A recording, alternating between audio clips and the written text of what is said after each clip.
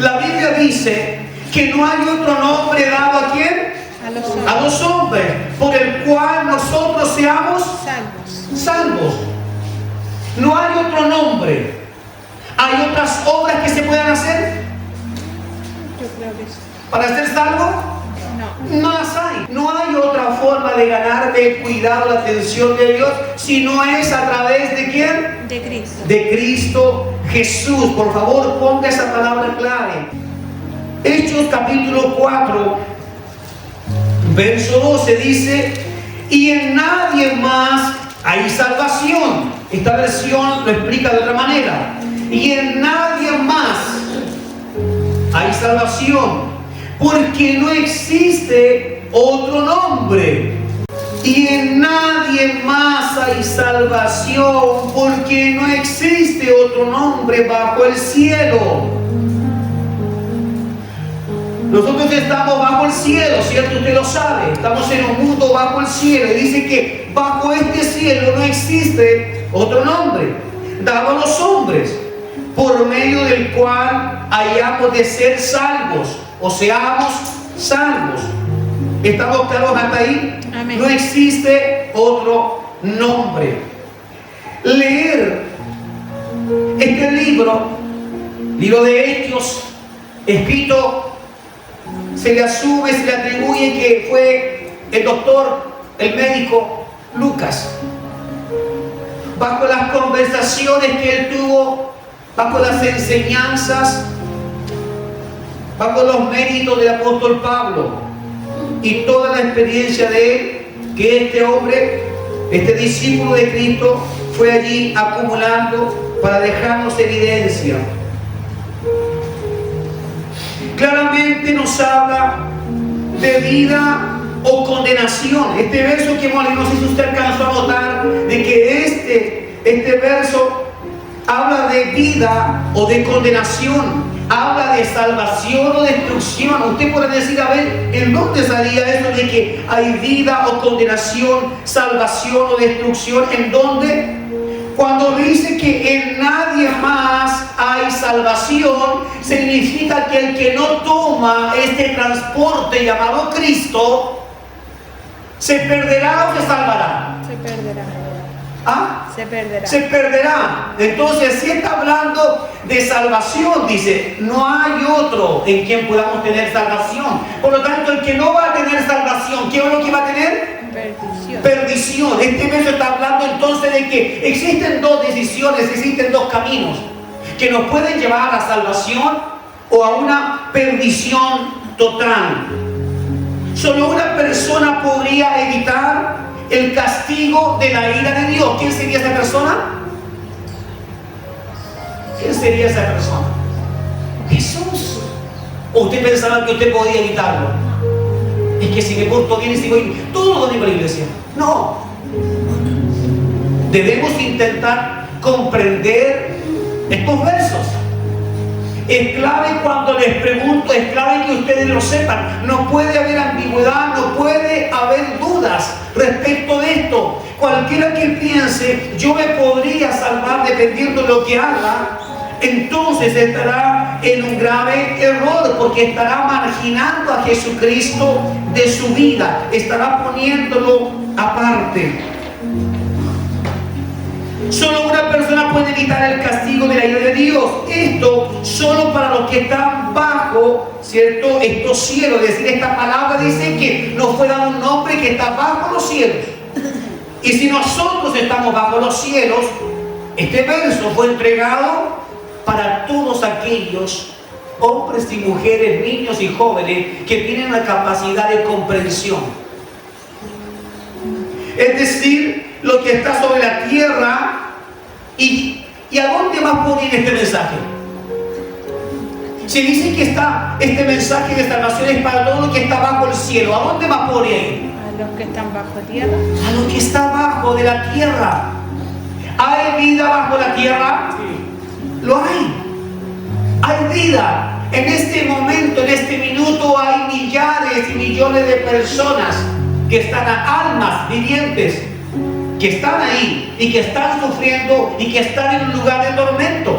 Por lo tanto, cuando hablamos de que el mensaje, la palabra de Dios viene, es para poner en evidencia de que ese Cristo del cual algunos escucharon, ya vino a la cruz, ya resucitó al tercer día y hoy está a la diestra ¿de quién? Del Padre. De Dios Padre. Amén. Entonces, esta constancia no es solamente para los vivos en el cuerpo, sino para los vivos también en el alma, pero en un lugar en donde usted y yo no queremos ir. ¿Qué tiene este nombre que lo hace tan importante? Porque se dice que no hay otro nombre dado a los hombres. ¿Pero acaso no existen buenos profetas, tremendos hombres de Dios? ¿Acaso no existen ángeles superpoderosos como Miguel, como Gabriel? Sin embargo, dice que no hay otro nombre que tenga el poderío, la autoridad suficiente bajo estos cielos. No lo hay. ¿Qué tiene entonces este nombre?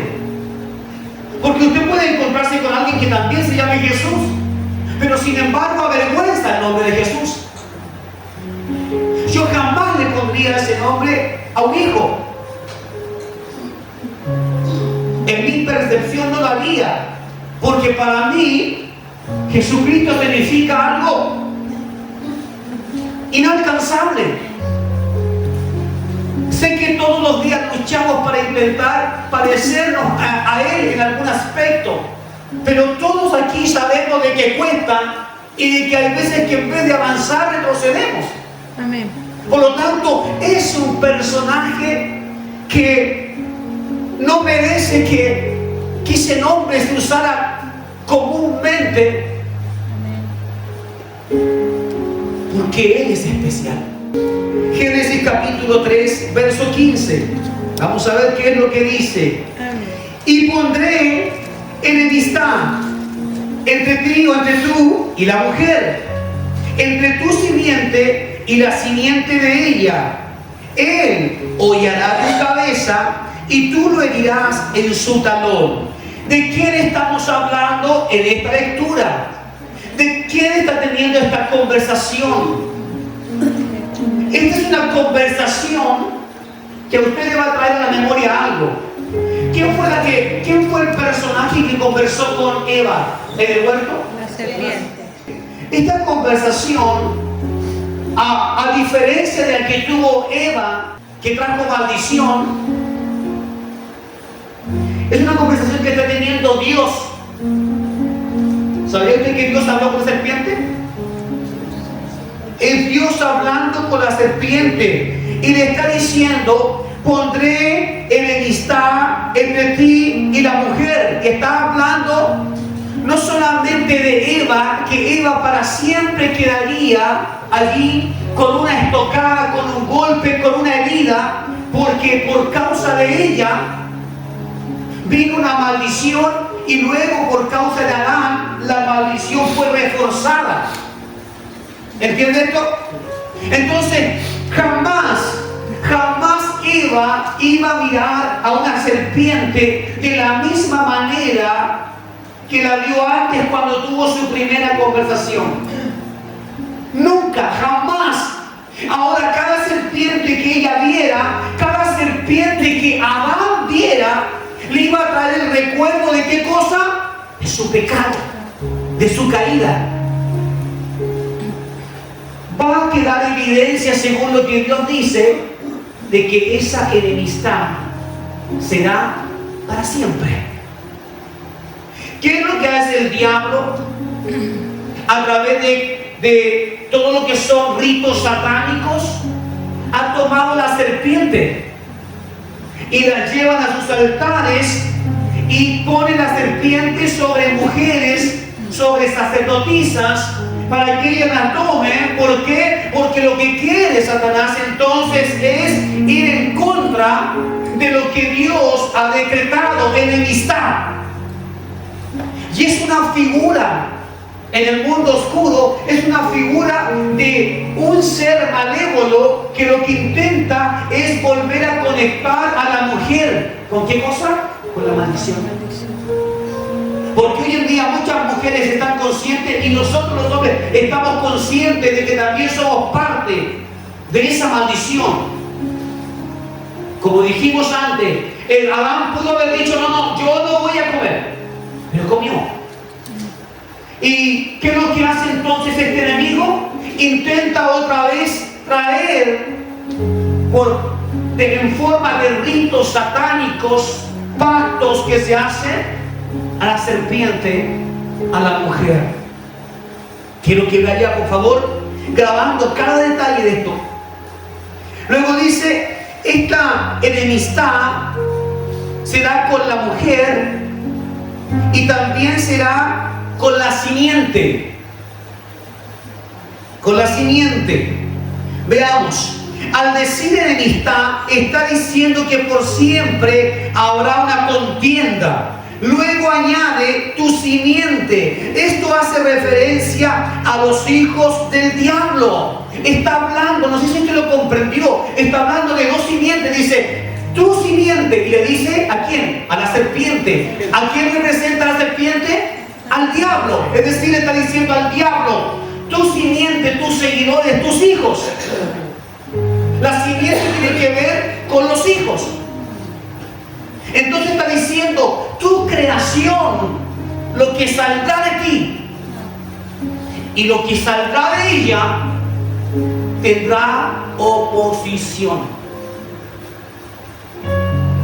¿Está más claro ahora?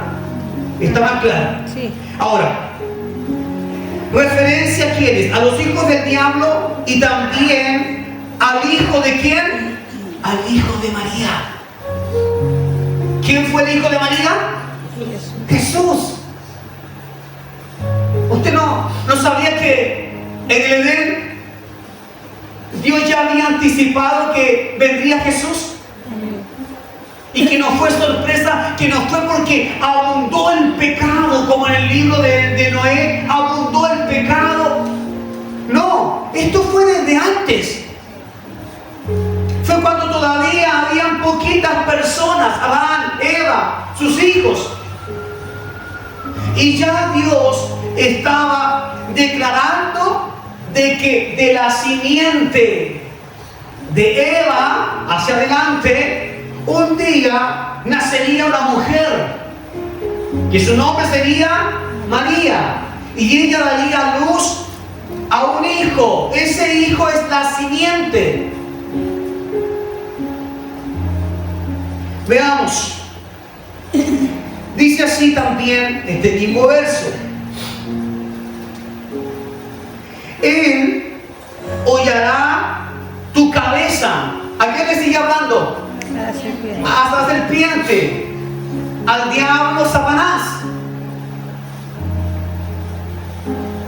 Y tú lo herirás en su talón. Eso es lo que dice. Es decir, cuando Cristo venga, Él te va a aplastar la cabeza. Jesús el Señor vendrá y cuando nazca de María aplastará tu cabeza, le está diciendo. Y tú, dice, lo vas a herir ¿en dónde? En el calcañar. ¿Qué es lo que es el calcañar? Es el talón. Lo primero que hace una víbora cuando usted le pisa inconscientemente sin darse cuenta será intentar doblarse para meter allí sus cornillos. Quiero que vaya conmigo en esta escritura porque tiene cosas muy importantes. Satanás intentará, ¿qué significa? Que la serpiente, aun cuando la estén pisando, intentará herir el talón. ¿Qué significa esto? Satanás intentará detener, es decir, el talón en la parte donde el hombre y la mujer camina porque quiere avanzar, porque tiene planes, sueños, propósitos y visiones. Y él intentará detener, herir, dañar los pies ¿de quién? De los hijos de Dios.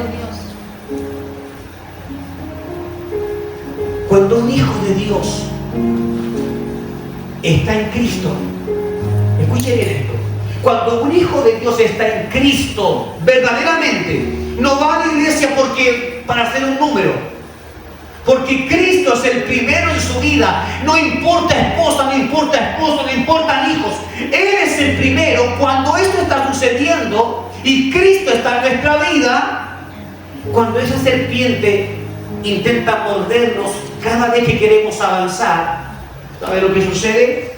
Está intentando morder ¿a quién? A Cristo.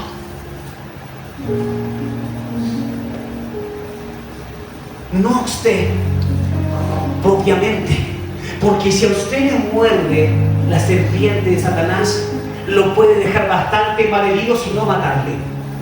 Pero ¿por qué razón a diario los creyentes intentan seguir a Cristo y sienten que les cuesta caminar, que les cuesta avanzar, que se levantan guerras, se levantan conflictos, enemigos? Porque cuando tú caminas para servir a Cristo y en Cristo, el enemigo se acuerda de lo que Dios dijo. Hay una profecía, hay un decreto, y entonces Satanás no puede dejar de hacer el mal. ¿Alguna vez usted se ha preguntado por qué Satanás insiste en hacer el mal si hasta la palabra dice que él está perdido, que él ya fue vencido? ¿Por qué insiste? Porque es su naturaleza. En su naturaleza hay un decreto de que Él tendrá que hacer esto hasta el fin de los tiempos. ¿Leyendo conmigo la escritura? ¿Sí? Vamos inmediatamente a comprender. Herir los pies de Cristo significa herir o intentar dañar el Evangelio del Señor, a la iglesia misma, como ustedes dijeron hace un rato. Sí, cuando ustedes son atacados porque están en Cristo. La cosa es que el veneno no penetra cuando estás realmente en Cristo. Cuando las cosas realmente te hacen daño, no es porque Cristo ha fallado, es porque tú no estás verdaderamente en Cristo. Por eso cualquier situación, inmediatamente tiendes a pensar de que es tiempo de abandonar y que es demasiado difícil seguir a Cristo y que hay muchos placeres en esta vida que me tengo que estar negando. Cuando tú estás en Cristo, los colmillos de la serpiente, aunque inyecten todo el veneno, no pueden matarte. Estás en Cristo, porque si no lo estás completamente, esa es la evidencia de por qué muchas veces andas por el suelo. Porque muchas veces te cuesta servir al Señor. Hasta lo encuentras aburrido, o porque a veces estás con Él y un día lo sueltas, después lo tomas y lo sueltas. Génesis, mismo libro, capítulo 25, pero vamos a ir al verso 26. Dice así: después de él salió su hermano con su mano aferrada al talón de Esaú y le pusieron por nombre Jacob. Isaac tenía 60 años de edad cuando ella los dio a luz. Esta conexión con este pasaje tiene mucho que ver con Génesis. ¿A dónde iba a morder la serpiente? El talón. ¿El talón de quién? De Cristo. Yo quiero que usted sepa algo, que usted comprenda que esta guerra es en contra de Cristo. En ningún momento Génesis dice de que Dios acaba de hacer un alcance en su palabra diciendo y ustedes serán mordidos por la serpiente. No, está hablando ¿de quién? De Cristo. Siempre está hablando de Cristo. Ya vamos a descifrar por qué. Jacob quería detener a Esaú. ¿De dónde quería detenerlo? Recuerde esto. ¿De dónde quería sujetarse este hermano? Porque quería ser el primero. se le apodó a Jacob el sinvergüenza, por así decir, uno de los sinónimos, porque cuando tuvo la oportunidad de cambiar, de comprar la primogenitura, se la compró a su hermano Esaú. Pero el indicativo es que ya desde antes Jacob venía con esa intención cuando se toma del talón. Su intención, ya siendo un bebé, ya era alcanzar un lugar, quitar algo que en ese momento no era de él. ¿Está entendiendo la conexión que hay con las escrituras? Asimismo, Satanás quiere tomar el lugar de un rey y estuvo dispuesto a herirlo. ¿En dónde? En la cruz. El modo en que Satanás obró para llevar de alguna manera a Cristo a un sufrimiento paralelo a su caminar y a toda esa manera, esa forma que él tuvo de sanar, de enseñar, de entregar palabra, paralelo a eso él tuvo que vivir con dolor. Jesús no lo pasó muy bien. ¿Por qué? Porque desde Génesis está escrito que habría una serpiente esperándole y que no le haría las cosas fáciles. Por lo tanto, cuando tú estás verdaderamente en Cristo, la serpiente te sigue porque quiere cumplir lo que dice la palabra. Poner sus cornillos sobre el talón ¿de quién? Del que dice la profecía, Cristo. Cuando Cristo está dentro de ti, allí es cuando entonces la serpiente viene a morderte, pero no puede terminar con tu vida, aunque lo ha intentado muchas veces. Porque Cristo es justo el personaje que tiene poder y autoridad para pisar la cabeza de la serpiente. Cuidado con aquellos que dicen: yo lo que piso es mío en el nombre de Jesús, y hago así con mis pies y todo lo que quiero conquistar lo conquisto. No, cuidado. Ayuno, que es Cristo. Él es el Señor que tiene poder y autoridad. Si Dios no te da nada, aun y cuando patalees, aun y cuando recorras el centro, pisando lugares, aunque te eches un bidón de aceite en los pies, no conseguirás nada. Porque es Dios el que abre la puerta y el que la cierra. Amén. Vamos entonces. De la misma fuente vinieron hijos de bien e hijos de mal. Cuando hablo de la misma fuente, me refiero a que desde las mismas primeras personas, Adán y Eva, y su multiplicación, recuerden que vivían mucho más años, eran bastante más longevos que hoy. Por lo tanto, de todas esas generaciones que salieron, también está usted, estoy yo. Pero quiero explicarle esto.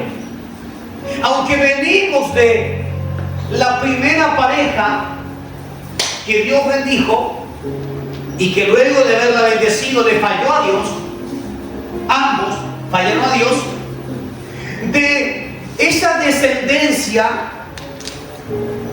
nacieron hijos buenos e hijos malos. ¿Tiene como muestra quién? Caín y Abel. Caín. Tiene como muestra una cantidad de miles de personas en la escritura que usted puede decir: ¿cómo pudieron haber reyes tan malos? Y ahí están. Y no nacieron del aire, de la nada, no, nacieron de donde mismo. Generaciones que se fueron esparciendo, familias, grupos, pueblos que se fueron esparciendo, que se fueron separando, tal y como cuando inmediatamente Noé sale con sus hijos y ellos se dan cuenta que están multiplicándose, por lo tanto tienen que tomar diferentes lugares, territorios en la tierra. Sem, Afet. Nacieron hijos buenos e hijos malos. Yo no sé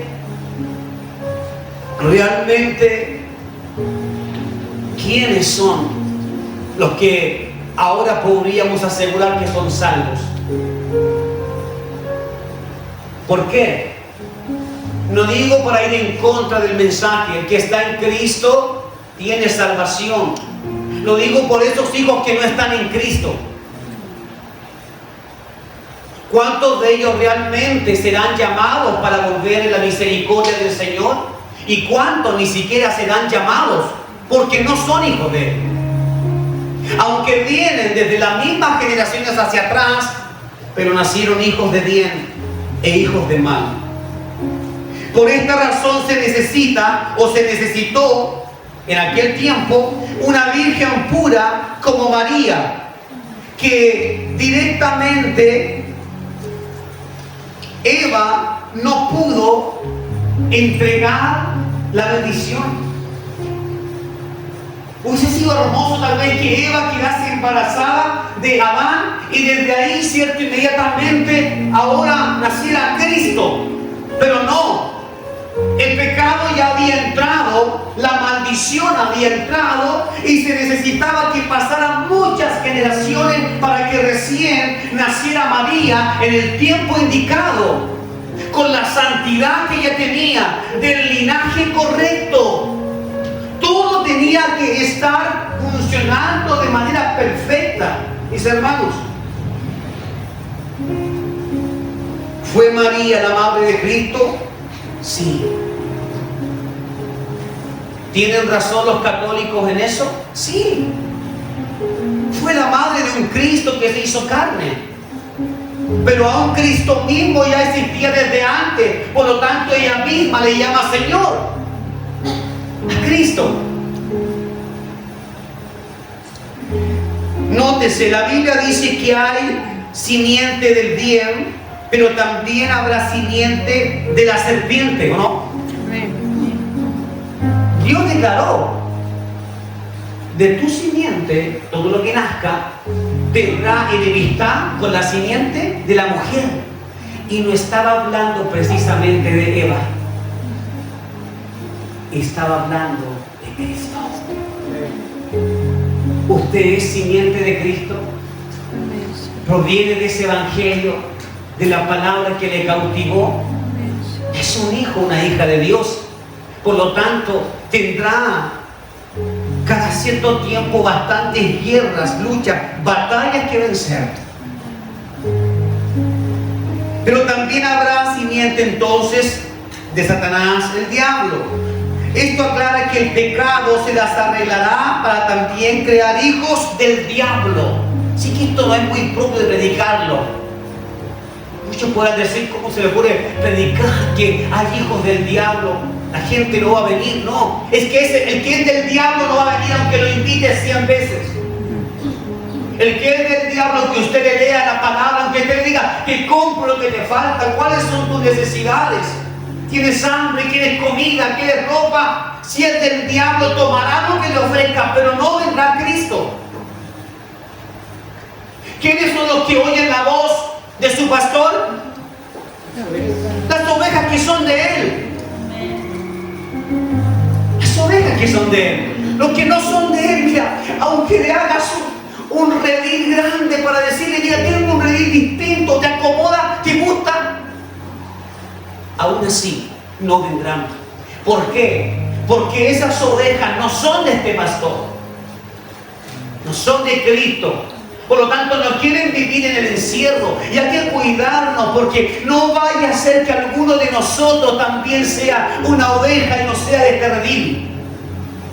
Y que al pasar el tiempo te des cuenta que lo que llevas en ti ni siquiera es piel de oveja, sino que eres un lobo o una loba que está disfrazada.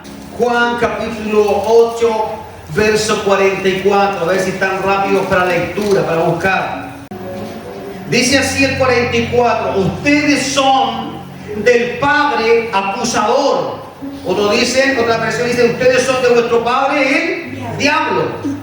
Y el deseo de su padre quieren poner por obra. El que es homicida desde el principio y que no ha permanecido en la verdad. Yo lo que estoy viendo acá, no sé si usted lo está viendo conmigo, Estas son características de quien podría no ser un hijo y estar en la iglesia. ¿Cuáles son esas características? Este es el acusador. El deseo de su padre quieren poner por obra. Que está diciendo, ustedes son hombres, son personas que dicen leer la palabra, que dicen ser religiosos. Está diciendo, Cristo hablando a los religiosos de la época que pensaban que tenían la salvación porque eran linaje de Abraham. Y le dice, ustedes son hijos del diablo. El deseo de su padre quieren poner por obra. El que es homicida desde el principio. ¿A quién querían matar los fariseos, los seduceos de la época? Jesús. A Jesús. Es decir, ellos querían llevar adelante lo que se dijo en Génesis, que cuando Cristo apareciera, quería pisar la cabeza de la serpiente y la serpiente va a herir en el talón. Ellos estaban funcionando bajo los parámetros de lo que ya estaba escrito. Y Jesús no estaba viendo a hombres de Dios a pesar de sus túnicas hermosas, a pesar de sus conocimientos. Él pudo ver más allá. Él vio que frente a él estaban hijos del diablo, hijos del demonio. ¿Cómo lo descubrió? Porque logró entender sus intenciones.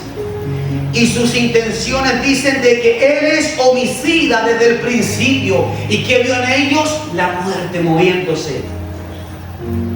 Y que no ha permanecido en la verdad, porque ellos no andaban en la verdad. Porque en él no hay verdad. ¿En quién? En Satanás. Cuando habla de su propia mentira, porque es mentiroso y padre de mentira. Iglesia, si entre nosotros hay algún mentiroso o mentirosa, deberías preocuparte. Porque no es una cualidad de un hijo de Dios. Aún y cuando tú digas yo miento, pero miento por cosas que me pueden ayudar, que son para un beneficio. Es que yo miento porque quiero conseguir algo. Me invento cosas porque me conviene. No es para hacerle daño a nadie. Quiero decirte esto. La mentira deja de ser mentira porque es más pequeña. Deja de ser mentira porque estás mintiendo para un bien propio. Dígame, deja de ser mentira. No, es mentira. ¿Quiénes son los que practican la mentira? Los hijos del diablo. Los hijos del diablo. Iglesia, cuando eres un hijo, una hija de verdad, no importa lo que tengas que hacer, la verdad va por delante. Puedes incluso pensar que habrá consecuencias porque debo decir la verdad, pero es mejor vivir las consecuencias que adaptarte mintiendo para que tú estés mejor o para que tu familia esté mejor.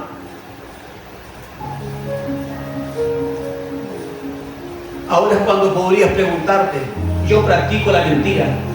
¿Podría ser que soy un hijo del diablo? Sí, te lo digo abiertamente, sí. Puedes ser un hijo del diablo. ¿Cuál es la diferencia? Que tal vez hoy te arrepientas y Dios te perdone, porque es un Dios perdonador. Pero los hijos del diablo no buscan arrepentirse. Amén. La cosa es, si estas palabras, si este mensaje logra llegar a tu corazón, a tu mente, y logra hacerte pensar en que sí, eres una persona que miente descaradamente porque quiere conseguir un favor, porque la palabra quiere hacer hoy es decirte, no sigas más así, porque no hay un buen lugar esperando para los que mienten. Y puede que todos tus años yendo a la iglesia no te sirvan de nada. ¿Por qué? Porque está mostrando, según las Escrituras, está mostrando que tu parentesco no es un parentesco con tu padre que es santo, sino con el otro padre que es un mentiroso.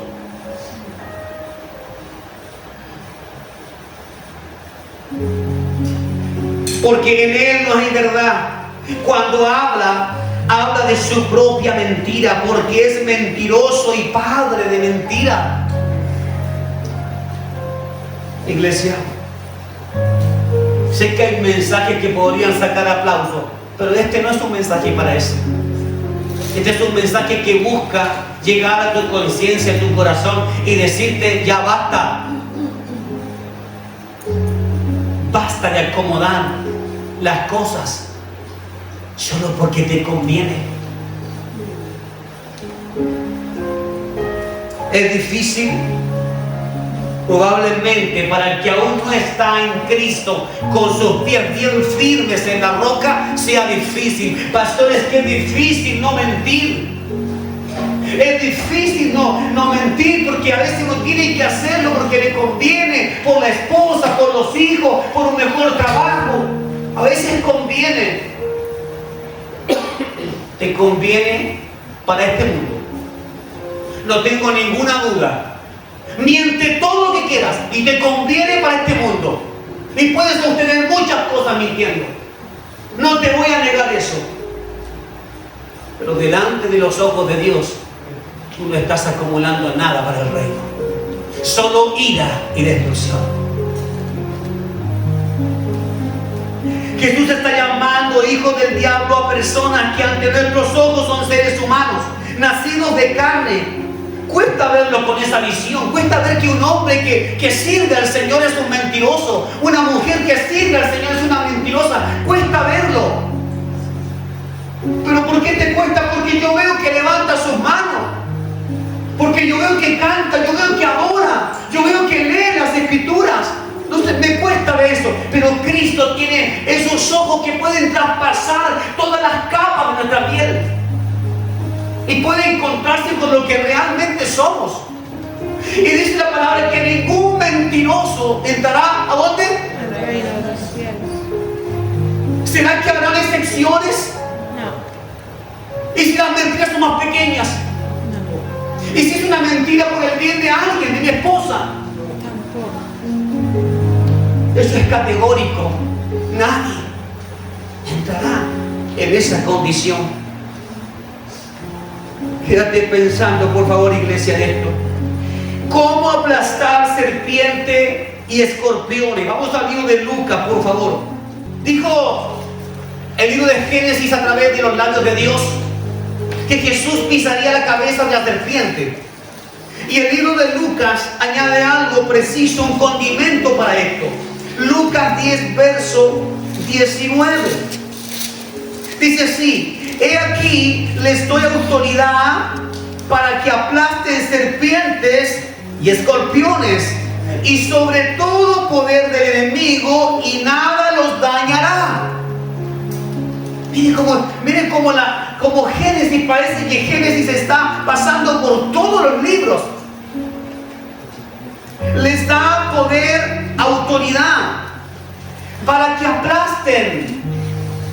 Lo mismo que se dijo de Cristo, que Él aplastaría la cabeza de la serpiente. Es una autoridad que Cristo da a quienes. Esto es importante. ¿A quién les estaba hablando Jesús? No es a cualquiera que va a la iglesia y que dice: la palabra estuvo muy linda, potente. Me dijo que si yo quería conquistar mis sueños, mis anhelos, que si yo quería progresar en la vida, que yo tenía autoridad para pisar serpientes, escorpiones y que todo lo que yo quiera lo voy a conseguir. No, mentira. Esta palabra fue entregada para los discípulos de Jesucristo, para hombres y para mujeres que en esa época se habían entregado en cuerpo y en alma. A ellos les dijo: ustedes aplastarán serpientes y escorpiones. No a cristianos mediocres, no a hombres tibios o mujeres tibias, no. Les dijo a discípulos, hombres y mujeres que decidieron entregarse por el todo, que vivían en santidad, que se despojaron de todo lo que les hacía daño.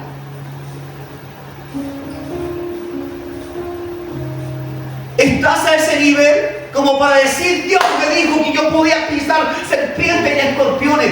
¿Estás a ese nivel? ¿Te deshaciste de aquello que que te hace daño, que te molesta, que trae maldición a tu casa? ¿Serías capaz de quitarle el teléfono a tu hijo o a tu hija? ¿Tendrías las agallas como mujer de Dios, como hombre de Dios, de quitarle el teléfono cuando ves que le hace daño? Así se puede ver qué tan fuerte es esa pasión de Cristo en ti. ¿Serías capaz de llegar a ese extremo? De sacar la televisión de tu habitación, porque lo único que hace al final es llevar tu mente a otras cosas y ya ni siquiera Cristo está ahí. Te aseguro que muchos ni siquiera tienen un cuadro de Cristo, una imagen, por último, un texto bíblico, algo que refleje a Cristo. Pero la televisión puede que esté en cada habitación. Y eso es una puerta. Y es un deleite para Satanás que tú le ofrezcas esa puerta, porque le estás ofreciendo, ¿sabes qué? Le estás ofreciendo a tus hijos. Es un deleite que todos nuestros hijos tengan sus celulares y que pasen horas y horas. Porque allí se están perdiendo. Muchos de ustedes, si no hacen algo ahora, tendrán hijos que mañana les dirán: yo no quiero saber nada con el Evangelio.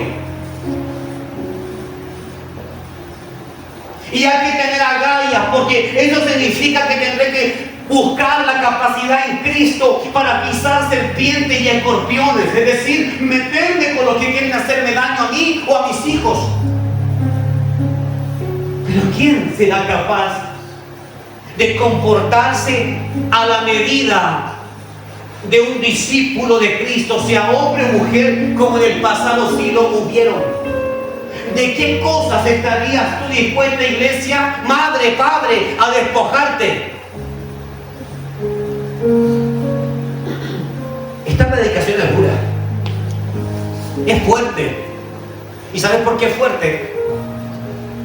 Porque yo te estoy diciendo a ti como padre y como madre: tú eres la causa de la maldición de tus hijos. No te enfades porque ellos no pueden soltar ciertos vicios, ciertas cosas que les atraen del mundo, porque tú lo inculcaste. Queriendo ser un buen padre, queriendo ser buena madre, le entregaste una puerta al mundo oscuro a tus hijos. Dile a ese hijo que pasa horas en el teléfono, dile si puede orar 10 minutos. Dile si puede orar 10 minutos. Te aseguro que va a preferir llorar y que le quites el teléfono por un rato, porque sabe que luego se lo vas a entregar. Pero no va a orar 10 minutos. Le hemos cedido a nuestros hijos a Satanás, el diablo. Y cuando hablamos de mentira, ¿tiene esto una vinculación con lo que hacemos con los hijos? Sí. ¿Te han escuchado tus hijos que han mentido? Tienen al mejor de los maestros en casa, a la mejor de las maestras en casa para mentir. ¿Han escuchado, han visto imágenes en el teléfono? ¿Imágenes sexualizadas? ¿Videos eróticos de hoy en día? ¿Lo han visto en el teléfono? ¿Qué crees tú? ¿Han escuchado allí de groserías en el teléfono? Ellos no son culpables. Los padres son culpables. Los padres. Si tú piensas que un día te vas a parar frente a Satanás y le vas a decir: yo vengo a pisar tu cabeza, porque Lucas 10 me dice que yo puedo pisar serpientes y escorpiones, Satanás te va a decir: no me vengas con eso, porque tú misma me entregaste a tus hijos. Tú me los regalaste en bandeja. ¿Sabes por qué ellos no pueden seguir a Cristo? Porque tú me los ofreciste a mí. ¿Y cómo? Dándole todo lo que ellos quieren, para que estén felices, para que no les falte nada, porque aquí le faltaron muchas cosas. La palabra nos dice que tenemos que llenar a los hijos de muchas cosas, Dice que en la antigüedad, dice que se despojaban de las cosas para dedicarse a Cristo. Mira la diferencia, se despojaban. Y hoy, ¿qué le enseñamos a los hijos? Debes tomar, debes conquistar. Por eso nuestros hijos crecen y pueden crecer materialistas. Ven una cosa por la tele, mamá, no quiero eso, papá, no quiero eso. ¿Quién es el culpable? Tú eres el culpable. Le abriste la puerta y ahora no sabes cómo cerrarla. Porque has creado dependencia de lo que es visible, de lo que es tangible. Creaste una dependencia, creaste malos hábitos y ahora podrías incluso hasta pensar que si le quitas lo que te has dado, ese hijo te va a odiar.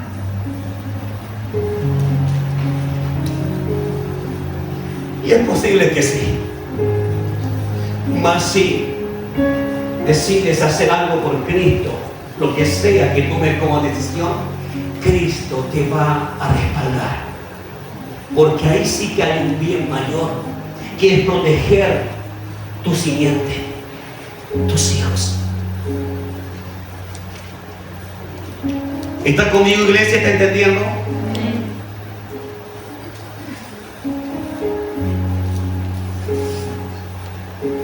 Segundo, porque vivimos una vida de discípulos. Y esto no significa que nos afanamos en el trabajo de la iglesia. Es decir, también alguien podría decir, pastor, entonces tengo que soltarme de lo del mundo. Y yo le voy a decir, sí, debe soltarse. Dios nos enseña a aprender a vivir con lo necesario. Eso nos enseña. Debo soltarme. ¿Y debo dedicarme al 100% a la iglesia? No. ¿Y por qué no? Porque también podría entrar el afán y comenzamos a hacer muchas cosas e inventemos cosas para traer a otros al evangelio, y al final terminaríamos afanados en la iglesia pero sin Cristo, como hoy en día sucede en muchos lugares. Mucho movimiento, no dejan un minuto a los jóvenes, a los niños tranquilos, a los esposos, a las esposas. No, siempre hay algo. Siempre hay algo para entretenerlos. Ni siquiera estoy hablando de estudios bíblicos, estoy hablando de entretenciones. Y esa no es la solución, porque aún así podríamos también perdernos en el afán de la iglesia.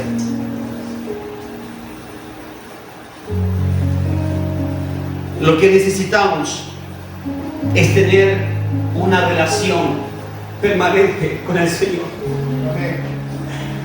Por la mañana hoy hablaba con mi esposa y le explicaba algunos aspectos de la palabra, de lo que Dios me estaba entregando, y ella me dijo, a mí me gustaría verlo todo el tiempo así. ¿A qué esposo no le gustaría ver a su esposo siempre orando, leyendo la palabra? Eso te daría confianza.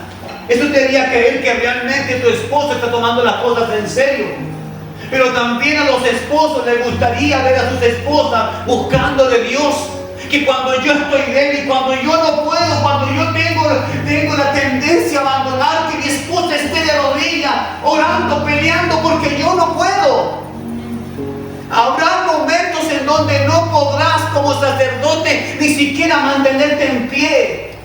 ¿Por qué? Porque te descuidaste de Cristo y ahora caminaste por caminos donde habían serpientes y escorpiones y pensaste que nada te pasaría porque tienes el título de cristiano, pero resulta que pisaste serpientes y te enterraron sus cornillos y te envenenaron.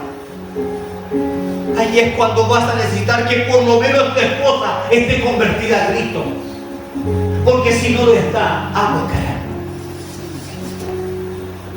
Mi pregunta es, cuando cayó Eva en la tentación, ¿acaso no afectó también a tu esposo?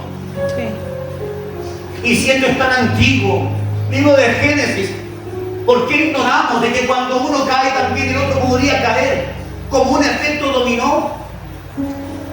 Necesitamos que en la casa, los hombres especialmente, se pongan los pantalones y que busquen verdaderamente a Dios.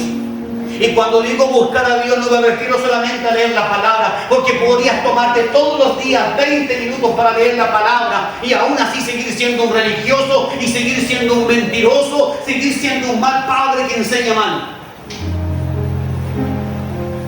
Lo que Dios te está pidiendo, iglesia, lo que nos pide a todos, es que cuando lo busquemos para tener una relación con Él. En una relación hay algo íntimo, en una relación hay una conversación, en una relación hay amor, en una relación hay confesión. ¿Qué pasa cuando tu relación va mal con tu pareja, con tu esposo? ¿Qué pasa cuando ya no hay conversación? ¿Acaso no es que la relación se va apagando? ¿Acaso no viene la duda diciendo, ¿será la persona indicada? ¿Tendré que seguir con esto adelante? Si tuvieras una relación con Dios, escucharías su voz audible diciéndote, hijo, esto es lo que debes hacer. Esta es la decisión que debes tomar. Entonces, no basta decir en el nombre de Jesús. No basta eso. Sino cualquiera diría en el nombre de Jesús. Yo profetizo que ese auto 0 kilómetros que está allí va a ser mío. Yo profetizo que esa casa de 2 pisos y con piscina va a ser mía. Yo profetizo en el nombre de Jesús. No, no es así. Aunque muchos viven el evangelio de esa manera. Es que si unto mis dedos con aceite y toco el auto, aunque no tenga plata, va a ser mío. El evangelio no es eso. Hechos 19, verso 11 en adelante. Y Dios hacía extraordinarios milagros por medio de ¿quién? Por medio de Pablo, el apóstol Pablo. De modo tal que tomaban aún la ropa que llevaba puesta sobre su cuerpo, pañuelos o trozos de tela, y los colocaban sobre los enfermos, y las enfermedades se iban de ellos. Mira lo que está pasando. Habían ropajes, telas, que a lo mejor usted diría, ¿qué poder puede tener este pedazo de alfombra? Pero en su fe, en el poder que se movía, la dimensión en la que vivía Pablo, el apóstol, él tocaba ciertas ropas. Inmediatamente cuando alguien después tenía contacto con esa ropa, se sanaba. Él es el que podía pisar serpientes y ¿qué más? Escorpiones. ¿Qué sucedió en aquella isla que dice que naufragaron? Dice que llegaron a un lugar allí y mientras los nativos de la zona les ofrecieron alimento, porque hasta de eso se ocupó Dios. Cuando estaban haciendo fuego, intentaron buscar leña y Pablo quiso también ayudar, y al final dice que una víbora lo mordió cuando fue a tomar la leña. Recién salidos del mar, es decir, escapando de la muerte, de morir ahogados. A duras penas llegan a la orilla para luego entonces hacer una gran fogata en donde podamos calentar sus cuerpos para que ninguno se vaya a morir por hipotermia o por alguna enfermedad producto de estar en el agua. Y sucedió que Pablo, cuando fue a tomar la leña, había una víbora venenosa que se incrustó en su mano, que le inyectó el veneno. Y Pablo tomó esa serpiente y la lanzó en el mismo fuego. Eso es lo que le espera a la serpiente llamada Satanás. Y esta vez no será Pablo el que hará eso. Cristo mismo, con su voz, con la espada de su boca, es decir, con la palabra que sale de él, va a lanzar sentencia sobre la serpiente antigua, el dragón, Satanás, el diablo. Y será lanzado, dice, al fuego que nunca se apaga. Y allí irán, dice, todos aquellos que hicieron violencia en contra del reino de Dios, y también irán todos los que siguieron a Satanás, el diablo. los que se gozaron con él, los que fueron sus amigos, los cristianos mediocres, tibios, cobardes, irán también a ese lugar. Cada episodio de Pablo nos habla de que hay algunos que sí podían pisar serpientes y escorpiones, pero no por ser cristiano, por tener una relación, por amar al Señor, por vivir su palabra, por tener cuidado de no caer en nada malo, nada que desagrade a Dios, nada que a Él le moleste, que a Él no le haga sentir bien. Eso hace que transmitas que hay en ti un poder. Eso hace que incluso la serpiente, por más que te muerdan, el veneno no te mata. Pablo está viviendo. ¿Sabe qué está viviendo Pablo? Pablo está viviendo lo que decía Génesis: pisarás la cabeza. Y lo dijo de Cristo, ¿cierto o no? De Cristo dijo eso. ¿Y qué dijo Pablo? Ya no vivo yo en mí, Cristo vive en mí. Por eso puedo pisar serpientes y escorpiones, porque ya no soy yo, porque no es mi poder, porque Cristo adentro de mí. Por lo tanto, el veneno no me matará. Esa es la diferencia de cuando podemos pisar serpientes y escorpiones. No porque la palabra lo dice, sino porque estamos llenos del Señor. Vamos al 12. ¿Sí? Y hasta los espíritus malignos salían. El verso 13 dice: pero ciertos judíos exorcistas ambulantes, judíos, es decir, seguían también la tradición de la Torá, trataban de exorcizar en el nombre de nuestro Señor Jesús a los que tenían espíritus inmundos, diciendo: los conjuramos a que salgan en el nombre de Jesús, el que proclama Pablo. Se estaban tomando ¿de qué cosa? De las Escrituras. Se estaban tomando de un ejemplo. ¿Quién es ese ejemplo? Cristo. ¿Quién es ese otro ejemplo? Pablo. Y como vieron que lo que pasaba con Pablo era extraordinario, ellos pensaron: bueno, quizás si usamos el nombre de Cristo, también nos suceda igual. Pero no tiene que ver con decir en el nombre de Cristo, tiene que ver con si tienes realmente una vida en Cristo.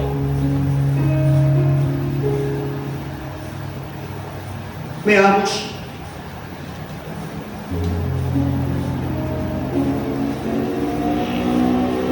El 14 dice: 7 hijos de cierto varón judío sumo sacerdote, cuyo nombre era Esceva, hacía esto. Pero contestando el espíritu maligno le dijo: a Jesús reconozco. Es decir, ¿los demonios reconocen a Cristo? Amén. Sí. ¿Tiemblan ante Jesús? Sí. Dice: y sé quién es Pablo. Es decir, también conozco a Pablo, lo conozco bien. Pero a ustedes, ¿quiénes son? A ustedes no los conozco. Cada vez que te metes en una guerra y te metes sin Cristo, habrán demonios, habrán entidades que te van a decir: conozco a Jesús, conozco a Pablo, conozco a Pedro, conozco a Mateo, pero a ti no te conozco. Y no crean que no hemos vivido este tipo de cosas. Las hemos experimentado. Hemos visto la gloriosa presencia del Señor sacando, echando fuera demonios. Pero también hemos visto la resistencia de ellos cuando no está el hombre o la mujer, cuando no hemos estado al 100% con Dios,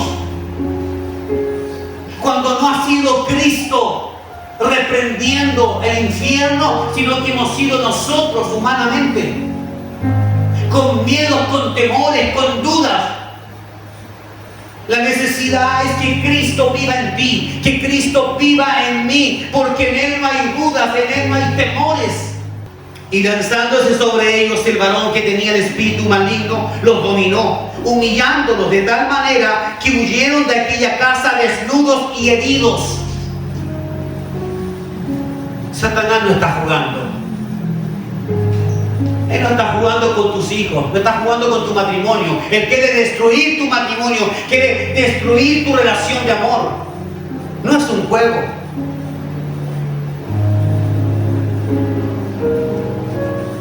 Estos hombres tenían buenas intenciones y el ejemplo en quien se apoyaban también era el correcto.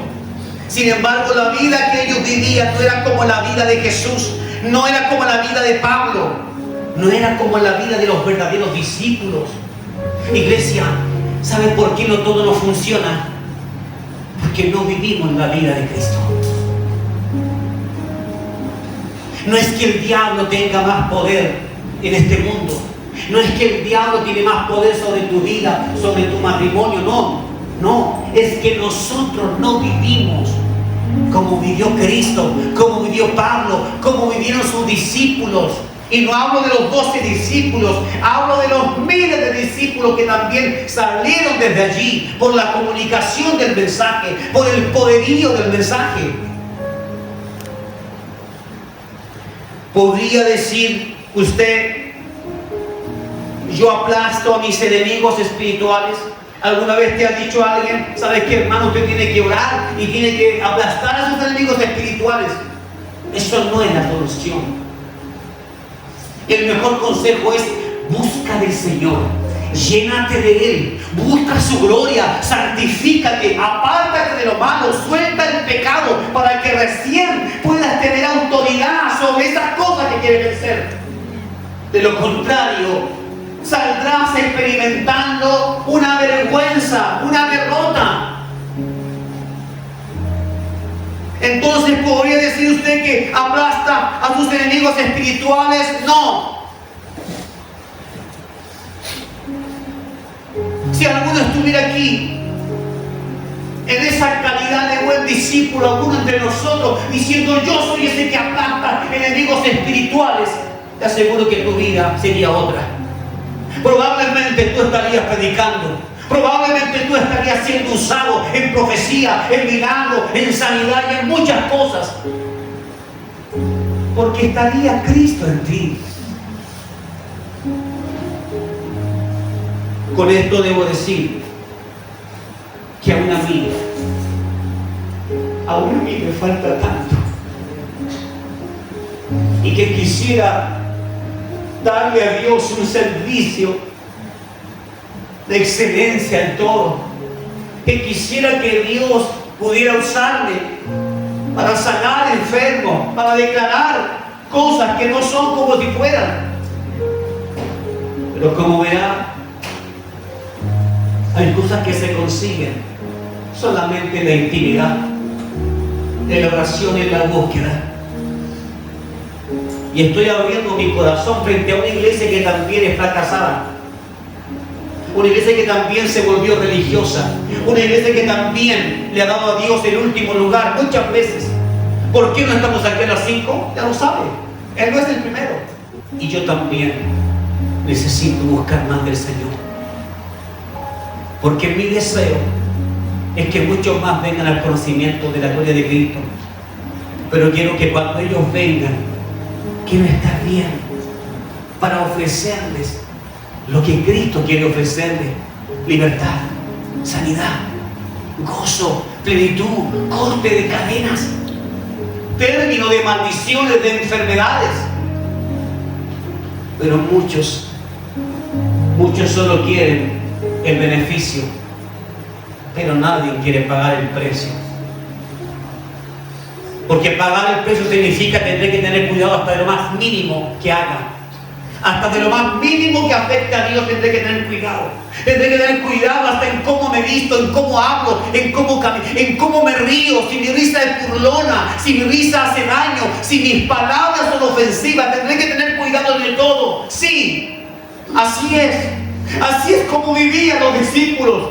Así es como vivían ellos, preocupados de no dañar a nadie. Pero ¿cómo eres tú? ¿No te has dado cuenta que a veces simplemente lanzas palabras y ni siquiera te importa si alguien le va a doler? ¿Nos falta o estamos de sobra? ¿Qué dice usted? ¿Nos falta de Cristo? Tenemos de sobra. Nos falta. Y nos falta mucho todavía. Si la única diferencia es que estamos aquí adentro. Nuestros pies y nuestros labios no tienen poder alguno si Cristo no mora en nuestro interior. Solo seremos simples mortales, sin autoridad alguna. Libro de Juan, capítulo 15, verso 4, dice: permanezcan en mí. Juan capítulo 15, verso 4, permanezcan en mí. Dice, hay una manera de que ustedes puedan zafarse de la mordida de la serpiente y del veneno. ¿Y cuál es esa manera? Permanezcan en mí y yo en ustedes. Ahí está. Ustedes permanezcan en mí. ¿Y sabes qué es lo que va a suceder? Que yo voy a permanecer contigo. Y cuando venga la serpiente, cuando se levante tu problema, yo lo aplastaré con la planta de mis pies. Intentará herirme, pero no podrá, porque eres el Rey de Reyes y Señor de Señores, viviendo en ti, viviendo en mí. Ojo con esto, en ningún momento la palabra nos quiso enseñar que nosotros seríamos los que podríamos conquistar el mundo de las tinieblas y rebajarlo y reducirlo. No, siempre las Escrituras nos han hablado de que es Cristo el que vence. Y si Él no está en nosotros, en vano hacemos todo lo que hacemos.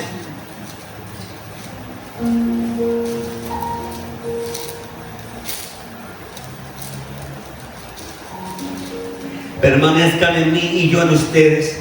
Así como la rama no puede producir fruto por sí misma si no permanece en la vid, así tampoco ustedes si no permanecen en mí. Lo que está diciendo, Cristo está diciendo, si tú no me tienes un lugar adentro de ti, si yo no tengo habitación dentro de tu corazón, entonces la consecuencia será, Matías, que no tendrás frutos.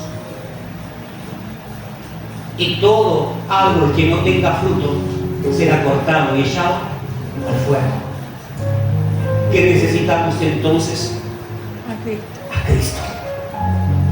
Cristo es el resultado. Cristo es justamente la letra de esta ecuación, la letra más importante. ¿Está Cristo realmente en tu vida? Permanezcan en mí es similar a crean y escóndanse. Permanece en mí. Cuando alguien te fuera a golpear, yo no sé si tienes alguna imagen de cuando eras una pequeña, un pequeño, y alguien te iba a golpear y salía tu padre y llamabas a tu mamá para que te defendiese, y él decía, tienes acá, y te cubría, tienes acá nomás, y ella se ponía por delante, o él, si es un padre, se ponía por delante de ti. Cuando Cristo dice permanezcan en mí, está diciendo, quédense aquí conmigo, yo los protejo, yo los defiendo. Si ustedes permanecen en mí, yo también permaneceré en ustedes. Está diciendo, yo pelearé por ustedes. Es Cristo, mis amados, es Cristo. Y los defenderé, yo los usaré. Es como si Él nos dijera, déjenme vivir adentro de ustedes. Y entonces, ¿qué sucede, iglesia? ¿Qué sucede cuando Cristo te dice, déjame vivir dentro de ti, Rodrigo? Lo que sucede es que recién entonces puedes decir, soy un vencedor, o más que vencedor en Cristo Jesús. Pero cuando dejas que Él viva dentro de ti, mira, si lo que está viviendo dentro de ti eres tú mismo, siguen siendo tus anhelos, siguen siendo tus mañas, sigue siendo tu carácter, sigue siendo todo ese engaño. Si sigue siendo eso y tienes un poco de Cristo cada vez que oras o cada vez que vas a las Escrituras, entonces estás en muerte. Porque Dios no nos pide que tengamos a Cristo afuera o que lo tengamos en la Escritura. Él nos pide que tengamos a Cristo adentro. Yo no sé si ustedes se sienten que están muy bien, ¿O no? Cada uno hoy tiene que analizarse. ¿Tengo realmente a Cristo vivito dentro de mí, manejando todas las áreas de mi gusto, de mis necesidades? ¿Tengo a Cristo escogiendo por mí? ¿Sabe usted, iglesia, que cuando venimos a Cristo nosotros perdemos el libre albedrío? ¿Sabe usted? ¿O será que el esclavo puede decidir qué es lo que hace? No. Nosotros perdimos el libre albedrío. Por lo tanto, si usted y yo todavía seguimos tomando decisiones sin Cristo, significa que aún no le hemos constituido como Señor, sino que somos nuestros propios señores. Nosotros decidimos. ¿Cuántas veces te han dicho no hagas esto? Esto no te conviene, esto no te va a traer bien. ¿Y tú lo hiciste igual? Es que como yo era cristiano, como yo iba a la iglesia, ¿y de qué sirve? Habrán iglesias completas que se vendrán. Tiene que ver con la obediencia. Tiene que ver con si en todo lo que tú haces le has preguntado al Señor si está de acuerdo. Y por último, si no sabes escuchar la voz de Dios, le has preguntado a las Escrituras si las Escrituras dicen eso. Las Escrituras dicen que no debemos envanecernos, que no debemos buscar vanidades, que debemos vivir una vida modesta, humilde.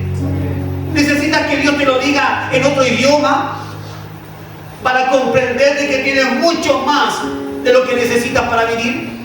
Y aún así siempre estás corriendo por más. Aún así siempre es insuficiente. Mientras Dios dice, confórmense. Basta cada día su propio afán.